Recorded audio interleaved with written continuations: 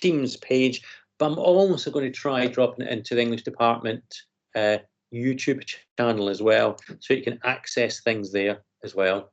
Okay, right. Now, first thing I'd like you to do for me, and you can see I'm being very topical with events from last week. There he is, your soon-to-be ex-President Trump at his rally last week before they stormed the Capitol. Him and his, well, not him, but his supporters did. What I'd like you to do for me now is I will just make it a bit, zoom in a little bit. There we go. I would like you, just on your own, I would like you to read the poem Ozymandias, all 14 lines of it, and then jot down on your OneNote, how does that poem link to Donald Trump? What made me think of Donald Trump as I read that poem? Okay? Going to give you, just going up to, just gone past 20 past. So I'll give you till 3:30 now, okay? Read through and then pop down your ideas about what links the poem to Donald Trump. Okay? Off you go.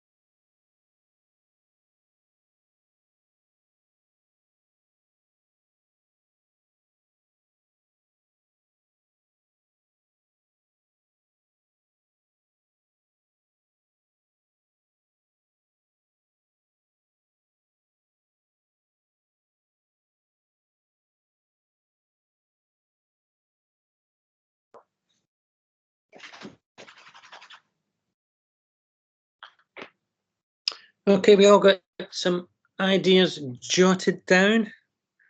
John, what link do you see between the poem and Mr. T? See, I put look on my works, ye mighty in despair. Oh, yeah. Yeah. Why did you? That's good. I like it. You begin with a quote as well. What made you think of that? Well, it's like because Trump always bangs on about like what he's done, but the rest of the book goes, well, if nothing you've done is actually good. Yeah, brilliant. And what does it suggest then about his power? He thinks it's higher than what he actually is. Yeah, yeah, good.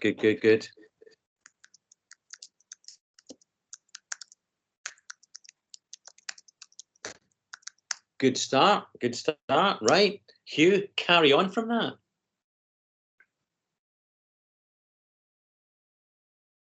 Hugh! Somebody nudge Hugh.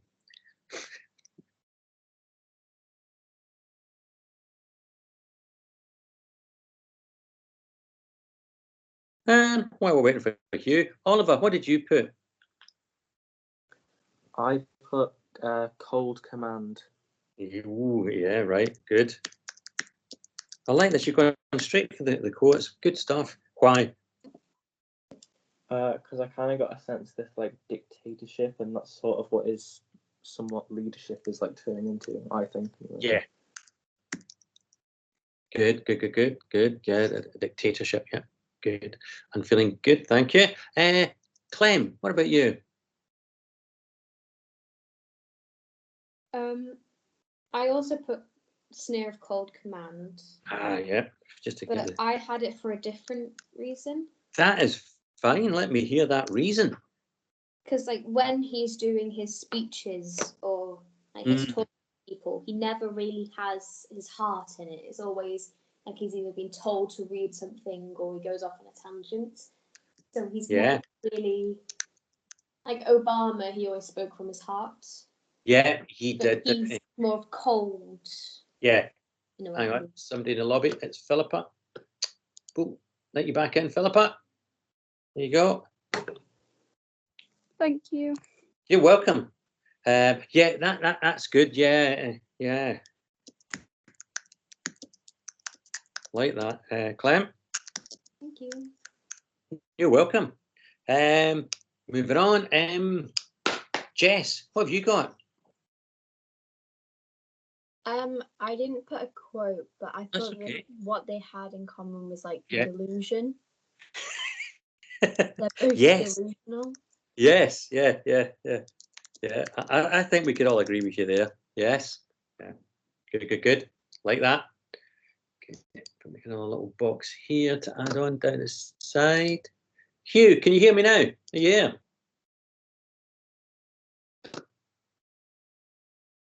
Where's he gone? What's he doing? Charlotte, what did you pick out from the poem? I did the antique land at the very first line. All right. Like, as people see him as not human, like he's a different breed because it's almost as if he doesn't have feelings towards people less fortunate than him. Oh, good. Very good. Yeah. I like that. And I also put like the bottom line loan because it's almost as if America now stands alone. Like they've got no allies that want to be allies with them because of him. Good. Yeah. Yeah. Good. Like that. Penny, what about you? Yeah, I put the hand that mocked them. Oh, good. Why? Because like he doesn't really take many things seriously when they should be. Yeah. Well, it's one thing he takes seriously, isn't that? We all know that. What does he take serious? Money. Yeah, money and who else? Yeah, himself, isn't it? Yeah. Yeah, it is that idea. He doesn't care for anybody at all. Yeah, good. Right, Philippa, what about you? So it's not really a quote, and I don't know whether you'll understand what I mean. But I kind of thought about the kind of the meaning of the poem a bit more. Because the poem's kind of about a statue, a wrecked statue, isn't it? Yeah, that's right. Yeah. So then it kind of reminded me of Donald Trump's wall. Oh. And then colossal wreck kind of tied into it all. Yes.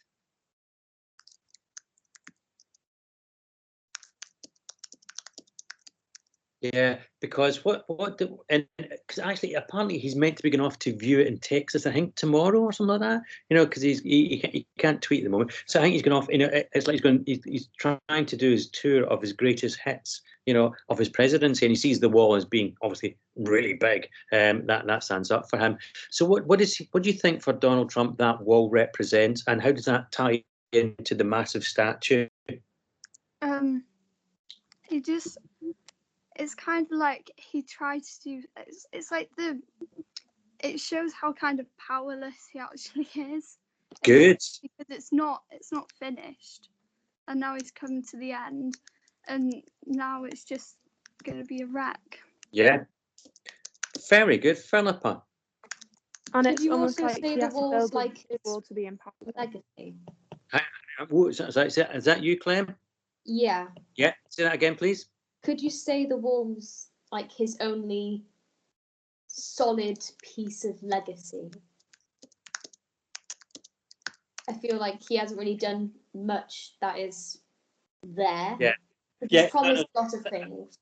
I think you're spot on, because that will be forever linked to him. I mean, I think obviously the events. I was chatting to my farm group about this. I think obviously events from last week will also be forever linked to his name and what took place there, sort of thing. But you're spot on. Just like this, think about all dictators around the world. They all love to have massive statues of themselves. They're never small, or massive portraits, all that sort of thing. That's the kind of thing that they say, right, there's my stamp on society. That's me making my mark. And the two things that both Philip and you've come up with there, that's really, really good, because he sees this as his kind of big tribute, isn't it? And that is going to be his legacy. He has to use the wall as his power. Sorry, say that again. Could you say that he has to use the wall as power because he couldn't implement it himself? Yeah. I mean, it's something that he has to have something physical, doesn't he? I mean, again, it's like dictators. They also have to have something kind of physical to represent, my power. And it's, the bigger the thing, the bigger the power. That's the kind of idea behind it. Do you know what? For period 6. First lessons back after the old Christmas break and lockdown. That is really top-notch stuff you've all come out with there, and it tells me straight away how hard you've worked over the Christmas break. That's brilliant. I'm here, sir. Oh, I couldn't hear you, sir. Sleepy you.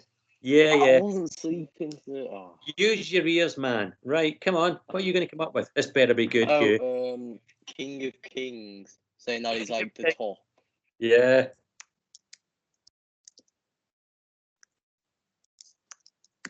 Oops. And why did you pick on that? Yeah. What made you select that, Hugh? Because he seems like very arrogant, and he seems to think that he's like the most powerful person out of like everyone, even like kings.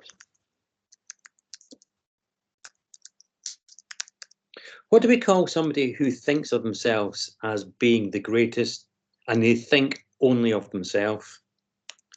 Begins with an N. Self-centered.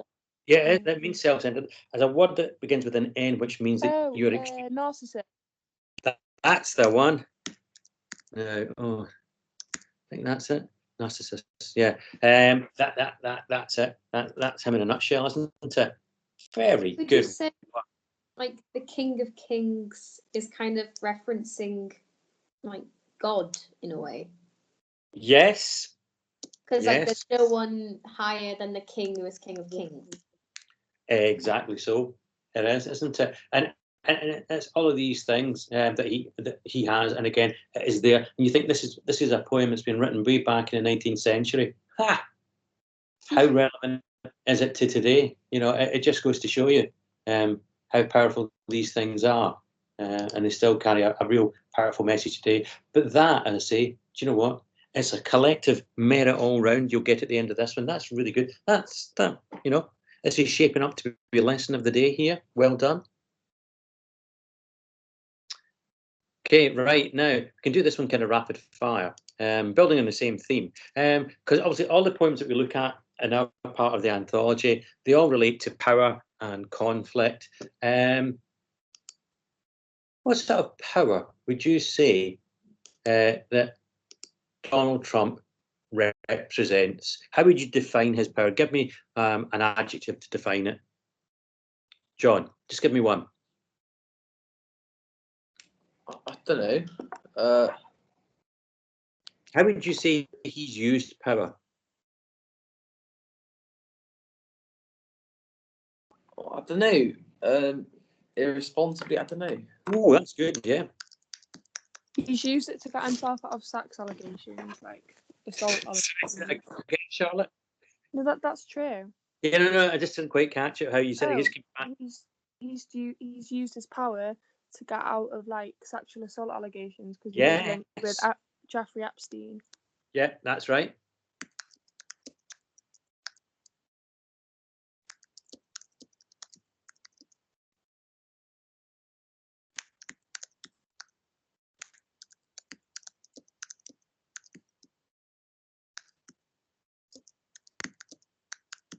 Yeah, I mean, these are just some of the cases that I've mounted up against him. You know, there's tax cases as well, sort of thing, those sort of things. But I mean, they were documented, yeah, that he's paid off that prostitutes and whatnot as well. Hush money, yeah, good. Oliver, how are you to define his power? I don't know. I think it's already been said. He's just a bit of an idiot. Yeah, Clem, can you think of any adjectives you would use to describe? It's not really an adjective because it's not like a one word. But Yeah, sorry, say that again. You could say that he's used it to promote the incorrect information. Yeah. In a way. Yeah. Because he's kind of, without saying it out loud, like obviously with the protests and the riots, Black Lives Matter and the Capitol situation, it's obviously shown like a break in kind of humanity because it's just No, you're quite right. I mean, and again, you know, what he levels against others who present him with the truth, he says, oh, it's fake news and all that stuff. I mean, he's the one that he is Mr. Conspiracy Theorist, isn't he? He's one that spreads falsehoods, you know, like, I didn't lose the election, I won it by a landslide. You know, it's that straight attack on the truth, isn't it? He will attack the truth. Oops. Yeah. Yeah, and that kind of taps into what you were saying. Yeah, good. Philippa, anything you want to add? Could you say egoistic? Oh yes, it is very much. And that takes us back to our sort of you know, narcissist. It is all egotistical. You know, the power. You know, the power is all mine, and it's I can do what I want. You know, and nobody can stop me. Yeah, even down to pardoning myself. And why would you pardon yourself if you haven't done anything wrong? Good, Penny. And you want to add to that little tally?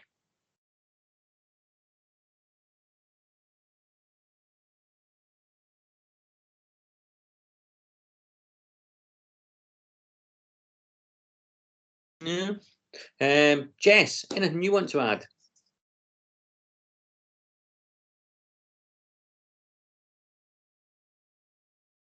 No. No, that's okay. Hugh? What, sorry? Keep up, Hugh. Yeah, I will. What sort of? How would you define President Trump's use of power? What sort of power would you say he has and has used in the past?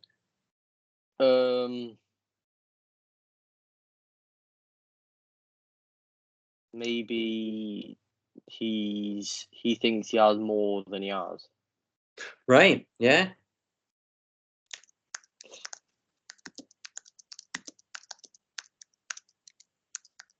Yeah, the idea of having this sort of the ultimate power, everything sort of bows down towards him.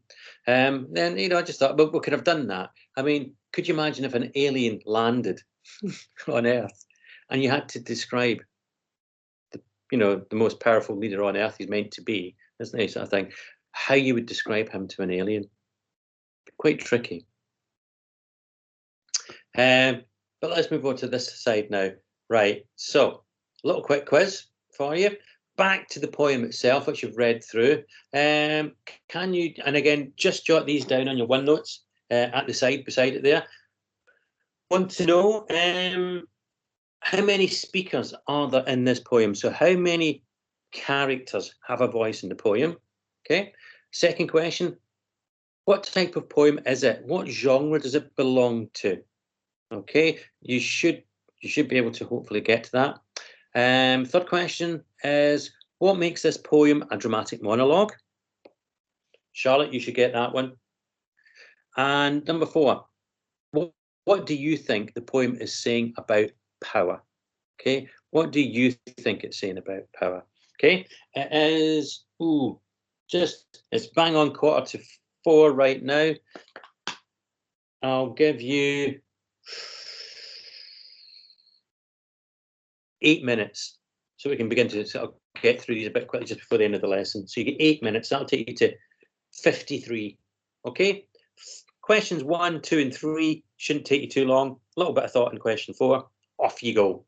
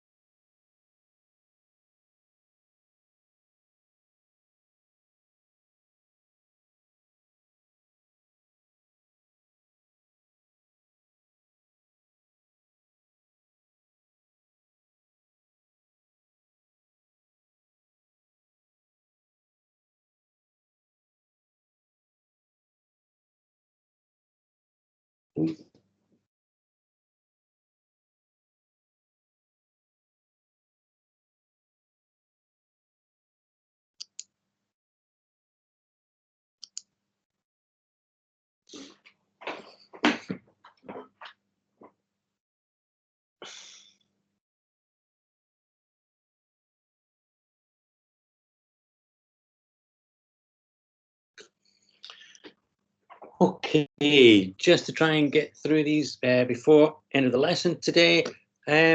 Oliver, how many speakers do we have in this poem? I was stuck between 2 and 3. Give me your final answer.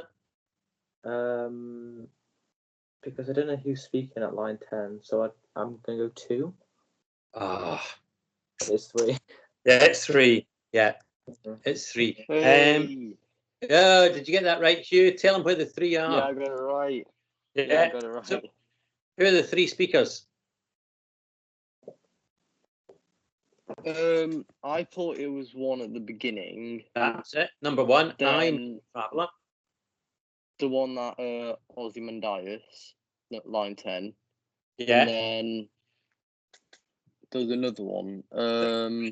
He comes in line 2 because the I. Oh yeah. He meets a traveller, and then the traveller speaks in line 2, who said, "Too vast and frontless sticks and stone." Yeah. And then we have Ozymandias himself saying, "My name is Ozymandias." So there, yeah, we've got 3 people, 3 voices in that poem. Okay, good. Okay, right, Clem. What genre does this poem belong to? I don't know. That's okay. Thank you for your honesty. Thank you. You'll kick yourself when you know, when you find out, because you really do know. Charlotte, what did you go for? What type of poem is it? 17th century. No. Yeah. No, not the answer I was looking for. Penny? Penny? I don't know. Okay. Like vintage. Right, if I told you, look, we've got line 10, 11, 12, 13, 14. What do you call a 14-line poem? A sonnet. Correct, Philippa. Did anybody have that? Yeah. Yes. Yeah. Yeah. Why didn't you say so earlier? Yeah. Right. So what makes the name of it. what makes this poem a dramatic monologue? That goes to Hugh.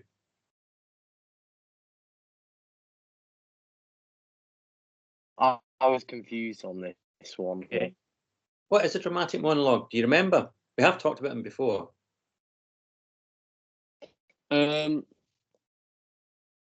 Is it just?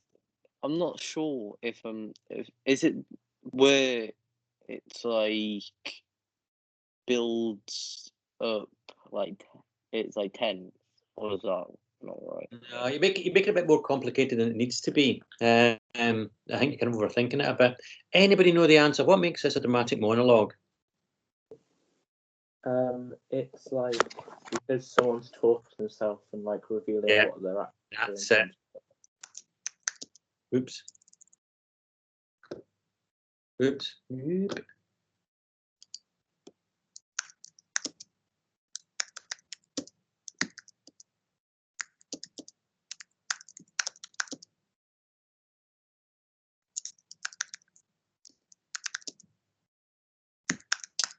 Yeah, although we've got 3 characters in there, really those 3 voices are all voiced by the narrator themselves. I think they're telling a story. You know, I met this person, and this is what they said to me, and then they talked about Ozymandias, and it's like providing all those voices, and so we get that overarching sense of it as being a dramatic monologue, and that is a cause. And again, just think like soliloquies and Macbeth and the play, that sort of thing. It's where you have a narrative voice, a persona tells the tale.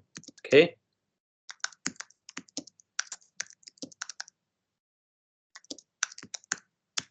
Okay, good. Then last one for today. Philippa, what do you think the poem is saying about power? That it's corrupt. Oh, good. Good, good. Like that. Take that. John, what do you think it's saying about power? It's dictatorial.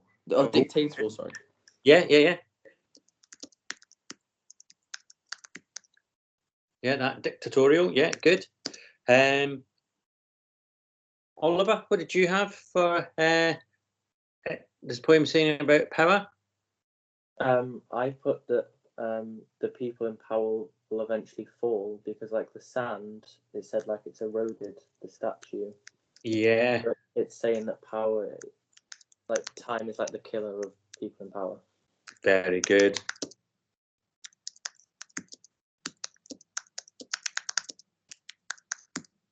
Good. Yeah. Jess, what did you have?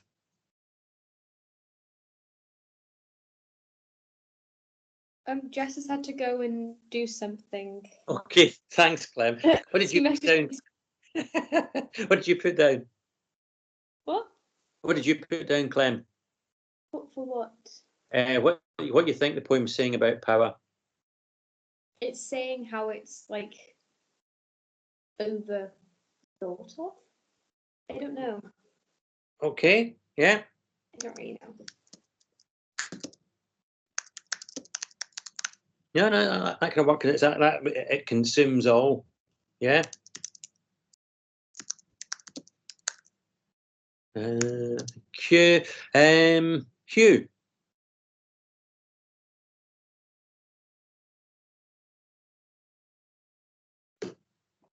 Hugh gone again? Hugh gone again? Charlotte, what did you have? I put even. Hang on, let me read it. Sorry, that again. Even though one has power, it doesn't mean they're doing the right thing with the power.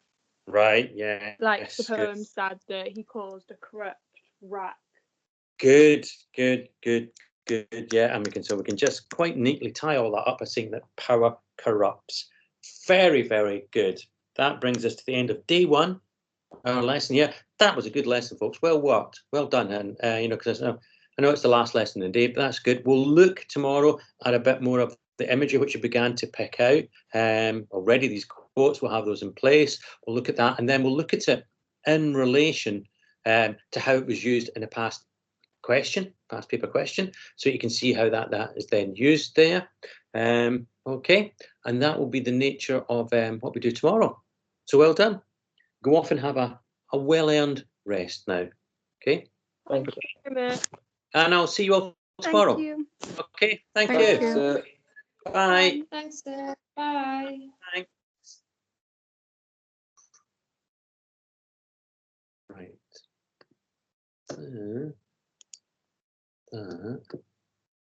Stop the recording.